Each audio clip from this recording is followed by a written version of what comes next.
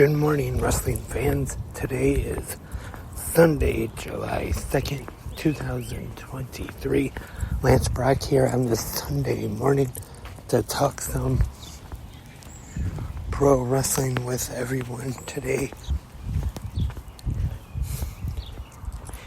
In case you missed it, yesterday had a pretty big pro wrestling day, starting off very early, 5 a.m.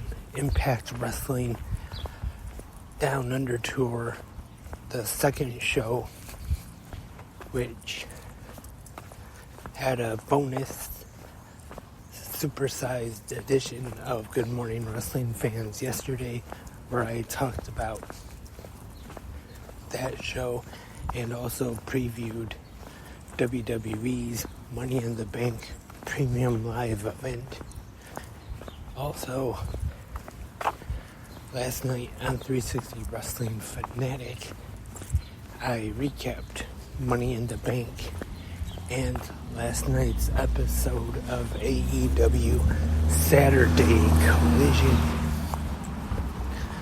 So if you missed either one of those podcasts, you can go check them out wherever you listen to podcasts. And once again, during the recap, I forgot to mention John Cena showing up, and then I talked about that after, and he was mentioning how he wants to bring WrestleMania to London. And I was kind of thinking, though,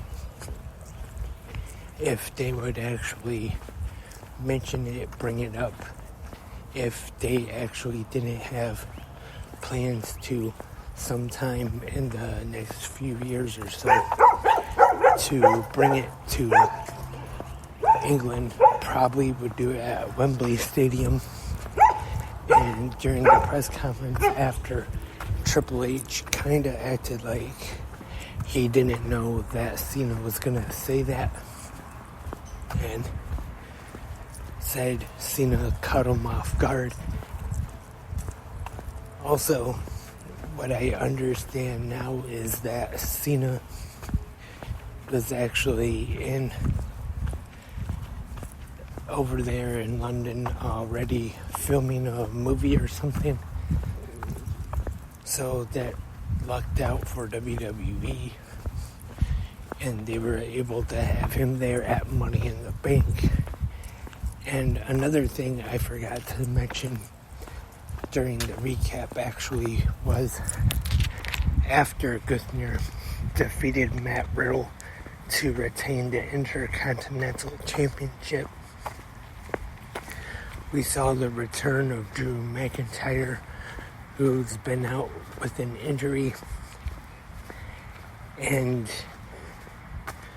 all the rumors have been online lately about his contract being up and maybe not him not renewing, and some people have even started to speculate very early that he could possibly be jumping to AEW, which is a little too soon for that, but doesn't look like he is going anywhere anytime soon. Triple H did address it during the press conference after the show, and he just mainly talked about how you can't always believe everything you read or hear online. And he says he didn't know anything about Drew McIntyre having any issues like that. He was just out with an injury, and he said there was something else McIntyre also wanted to take care of while he was out for a little bit. So like I said, Drew McIntyre staying with WWE as of right now, or at least it looks like it. So overall, Money in the Bank, I thought it was a pretty good show last night, and had Jey Uso pinning Roman Reigns in the main event as the Usos defeat the Bloodline. Roman Reigns being pinned for the first time in 3 years, or 3.5 years actually. And I hope they really capitalize on this and really make a big deal out of Jey Uso being the first superstar to pin Roman in those 3.5 years. And I am definitely interested to see what they do next with Solo Sikoa. Do they keep him with Roman, or do they separate him and maybe give him a push as a single star? And is it a possibility we could maybe see Solo one day challenge Roman Reigns for the undisputed Universal Championship?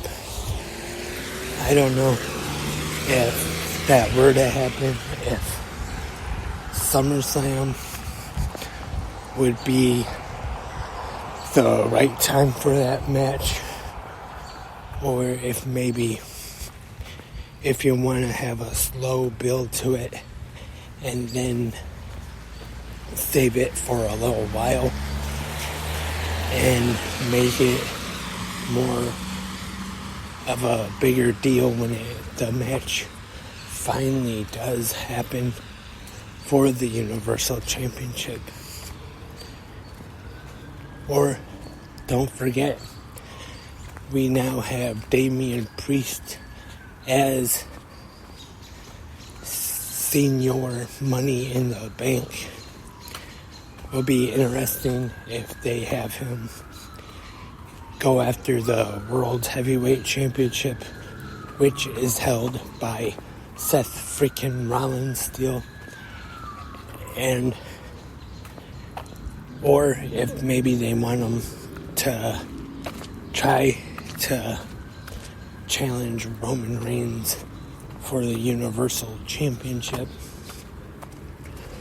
Or if they have him hold on to it for a while, they might decide we're going to keep the case on him for a while and then maybe let people kind of forget about it for a bit. And not, I don't know about forget about it, but when Seth Rollins cashed in at the time at that WrestleMania, you kind of almost forgot that he had the briefcase, and then he came out during the main event and cashed in, making it a triple threat match and won the title. And last night's episode of Collision, Powerhouse Hobbs defeating Dustin Rhodes, and Dusty Rhodes was busted wide open.